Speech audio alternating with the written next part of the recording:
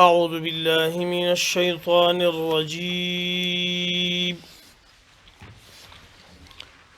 بسم الله الرحمن الرحيم. وإذ استسقى موسى لقومه فقلنا اضرب بعصاك الحجر فانفجرت منه 12 عينا قد علم كل أناس مشربهم كلوا واشربوا من رزق الله ولا تعثوا في الأرض مفسدين. زمون درس په شپږم نمبر آیات کې جریان لري. د دې آیات تحت لفظي ترجمه ده وَإِذِ اسْتَسْقَى، او یاد کوي هغه وخت چې طلب د سیرابوالی وکړو، یعنی په اوبو باندې د مړوالي. موسی علیه السلام د خپل ربنا لقومه لپاره د خپل قوم موسی علیه السلام دعا وکړه او الله نه طلب د سقي وکړو د خپل قوم لپاره. الله د موسی علیه السلام دعا قبول کړو، د دې مسلې د حل د پاره وته تدبیر وخولو. فقلنا، الله ومنګ ویلي موسی علیه السلام ته اضرب بعصاك الحجر، اضرب اوها بعصاك په خپل امسا باندې الحجر تیګه. کله چې موسی علیه السلام په خپل امسا باندې تیګه ووهله فانفجرت نوروان شوي یو ناڅاپه اچانک منه د دې تیږې نه 12 عینا 12 چینی. وروسته د دې نه بیا جنجال په دې کې نو قد علم په تاخیر سره پیژندلی کل اناس هر یو ډلې مشربهم زیاد اسکلو یعنی ګودر. کلو واشربو مونږ ویلې دوی ته کلو تاسو خورئ واشربو او اسکئ من رزق الله د الله د رزق نام ولا تعثوا او تاسو مګرځئ فی الارض پزمکه کې مفسدین فساد کوونکی. دا د آیات تحت لفظي ترجمه وا. په دې آیات کې الله رب العزت اتم نمبر خصوصي انعام چې په بنی اسرائیل باندې الله کړو دا غي ذکر کوي. او دغه انعام چې په خپل ذات کې دا په دوه قسمه دي. دا د ابو روانېدل د تیګینا دا په دوه قسمه دي، هم دینی دي هم دنیوي دي. دنیوي په دې معنا باندې چې کله دوی میدان تهته په اتباع د موسی علیه السلام کې لاړ، اول د تندم وچیونو نو د ژوند لپاره اساسي شی او اصل شی چې هغه د بقا لپاره هغه وبدي. نو دلته ژوند سختو نو د دوی د مشکل دنیوي مشکل د رفع لپاره او به یو ضروري شی نو ذکر دنیوي نعمت دي. بیان وخت کې دا دینیم دی. دا په دې معنا سره چې دغه د عبور او وتل د تیګینا دا یو امر اعجازي دی، یعنی انسان د هغه ذهن نه ډیر لري خبره ده چې تیګینا دی عبور اوسي په وهلو د امسا سره. او دا دلیل په اثبات د توحید باندې. په دې وجه باندې دا دینی دی چې دې کې د الله دی یووالي د الله د قدرت مظاهره ده او د وخت د پیغمبر د رسالت تصدیق دی پکې چې دا برحق پیغمبر دی.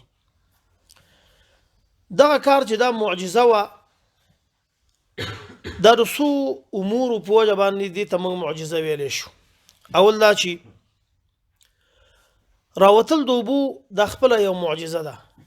ځکه دا د انسان د وسنه لري خبره ده. دویم ډیر وب د وړو کې تیګ نه راوتل چې د 12 قبیلو کار پکې د خپل معجزه ده، اعجازي کار دی، انسان وس دې ته نه رسیږي. دریم دوبو راوتل په قدر د ضرورت د حاجت سره د خپل معجزه ده چې څومره په کار دي. سلورم دوبو راوتل په وهلو د امسا سره د خپله معجزه ده. پنځه منع کېدل د اوبو په وخت د عدم ضرورت کې، لکه سړی چې دی د بمبه ولګوي او هېڅ بې ځایه نه ځي، دا خپله معجزه ده. دغه ټول امور چې راجمع کړي دا موږ ته دا مسله ښیي چې د الله کامل علم او کامل قدرت د الله دپاره د دې ثبوت چې الله په هر شي باندې قادر دی. کولی شي د تیږې نه یو چې د هغې کار دا نه دی، د تیږې دې لپاره پیدا نه ده، لیکن ناشنا کار ته نه واخلي. په دې آیات کې د اول ځل دپاره ذکر د یو ناشنا کارو بیان شو چې دې ته معجزې ویل کېږي. داسې به قرآن کریم کې د مختلف انبیاو خارق الاعدا کارونه مونږ بیانو چې الله هغه وقتاً په وقتاً د هر قوم سره مناسب داسې ناشنا کارونه چې د انسانانو لاسرسی هغې ته نی د رسول د تصدیق دپاره او د الله د قدرت دپاره هغه ظاهر کړي. د موسی علیه السلام مشهوره معجزه چې وه هغه امسا وه چې په دې باندې څو کارونه کړي. یو دغه کار چې زموږ مخې ته راغی چې تیږې پې وهلې وه او د دې نه اوبه راوتلې وي. دوامداري دپاره چې موسی علیه السلام د امسا نه کوم کار اغوستو د رڼا کار اغوستو، رڼا عفوا د ونو دپاره د حیواناتو دپاره د ونو راښکته کول. او بل به طور معجزه کله چې د ساحرانو سره مخامخ شو د ده نه اژدها جوړېدل او بیت امسا کېدل. دا د وخت مشهوره معجزه وه، د هر نبي دپاره خپل معجزه و. دا خبره چې معجزه څه ته ویل کېږي موږ تاسو دا ډېر خپل روزمره الفاظو کې هم کله استعمالو. معجزه هغه خلاف د عادت کار ته ویل کېږي چې هغې سره چیلنج ملي، یعنی یو چا ته وایي که ته داسې وکړه یعنی هغه ونشي کړی، او دا الله ظاهری د هغه چا په لاس باندې چې هغه دعوه د پیغمبرۍ کړي سره د عجز نه د ناتوانۍ د ټولو مخلوقاتو نه چې مخلوقات ټول راجمع شي هغه څه نشي کولی. او دا کار چې الله کوي دې دپاره چې خپل پیغمبر هغه رښتینی خلکو ته ثابت کړي او خپل قدرت هم خلکو ته ثابت کړي. د رسول الله د انبیاو معجزات دي خو کم دي، په ټولو کې د رسول الله صلی الله علیه وسلم معجزات زیات دي چې دیرشو نه برابر دي. انشاءالله په خپل ځای کې به هغه موږ بیانو، خو مشهوره معجزه د رسول الله صلی الله علیه وسلم دا کتاب دی نه، ځکه چې د دې مقابله هیڅوک نه کوي، په دې باندې غیر چې د سرمایه ګزاري نه کوي چې هغه راجمع شي. ګوره موږ او تاسو که فکر وکړو موږ لوی نعمت لرو، خو موږ دې نه کار نه دی اخیستی او فکر هم په دې کې نه دی کړی. دنیا د مسلمانانو په هر یو شي کې ګوتې وي، په حکومت کې ګوتې وي، په مملکت کې ګوتې وي، په افرادو کې ګوتې وي، خو دې کتاب کې ګوتې نه، په دې باندې سرمایه ګزاري نه کوي، ډېرې پیسې په ډېر شیانو باندې مصرفوي، خو په قرآن کریم باندې هغه هېڅ سرمایه ګزاري نه کوي، ځکه هغه په دې پوهېږي چې دا یو معجز کتاب دی، په دې کې حرف هم سړی نشي تغییرولی. دا د پیغمبر هغه دائمي تر قیامته پورې معجزه ده. معجزې الله چې د انبیاو په لاس باندې صادروي، په دې باندې خپل انبیا خلکو ته ورپېژني. د انبیاو د پېژندلو طریقې یو چې دي د الله د طرف نه دي، داسې لکه د بعضې انبیاو په لاس باندې بعضې کارونه وکړي، خو بعضې داسې صفات دي چې د نبوت نه مخکې د یو نبي نه پېژندلی شي، لکه په انبیاو کې ډېر طاقت، قوت جسمانی، لکه د موسی علیه السلام په باره کې چې راځي په یو سوک باندې یو سړی والی دی او چپه کړی مړ کړی دی، غټ سړی. دارنګه د قوت په باره کې د موسی علیه السلام دا مشهور د قرآن کریم کې هم سوره قصص کې هغه بوقا چې مدین کې به خلکو د خپل مالونو د اوبو کولو دپاره چې غرمه کې به راتله او مالونه به یې اوبو کول، 50 کسانو به هغه بوقه راجیګوله په یو ور باندې، خو موسی علیه السلام ځان ته راجیګه کړه. نو انبیا په ټولو کې قوي ترین خلک دي د جسم په بنا باندې، تقریبا د 500 انسانانو قوت په هغې کې، او داسې د عقل په بنا باندې. د انبیاو ځینې صفات دي واجبي صفات د انبیاو چې دی یو صدق دی. نبی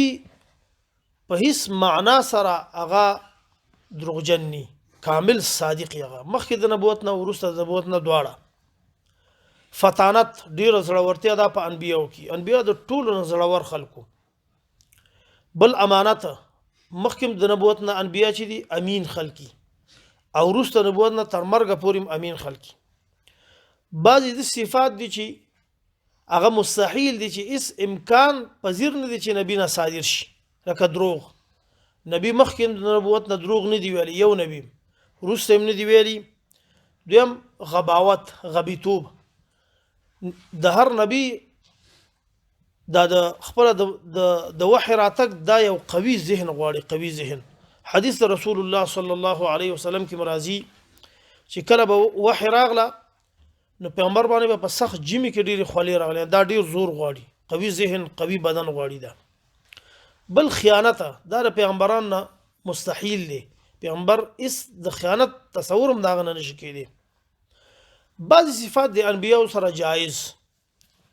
لکه عام بشر سره چی لکه هغه باندې خوب راځي پرکالی پی راځي مرض پی راځي خوراک کې اسکاک کوي نو په دې سره انبیاء پیژندل شي چې هغه ډیر امین سره او بعضی معجزات سره هغه پیژندل شي په دې آیات کې د اسلامي امت د لپاره مخکې ویلو چې یو مصری عالم دی هغه د انبیاء د قصصو ده چې قران کریم کې ذکر دي د امت د لپاره عبرتونه ذکر کړی دي چون موږ په هر آیات کې نو په دې آیات کې د دې امت د لپاره چې رب د دې امت سره د دې قصې سره هغه لري که سو غواړي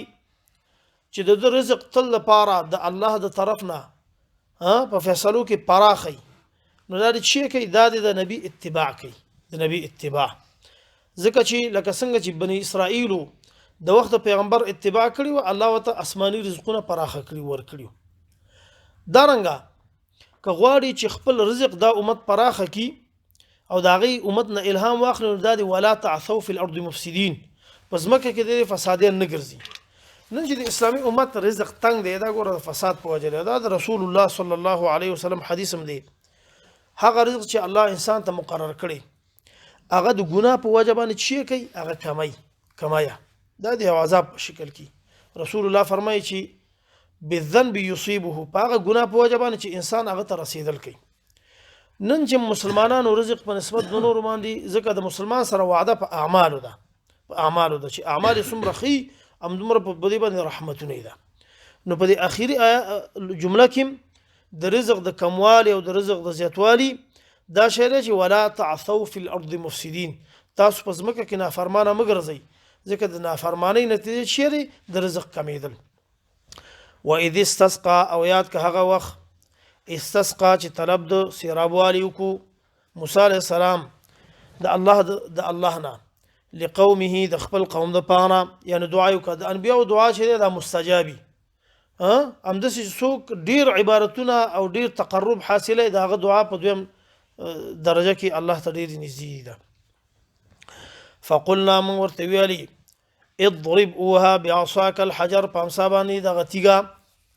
فانفجرت پس روان شي منه د دې تیګنه 12 عینا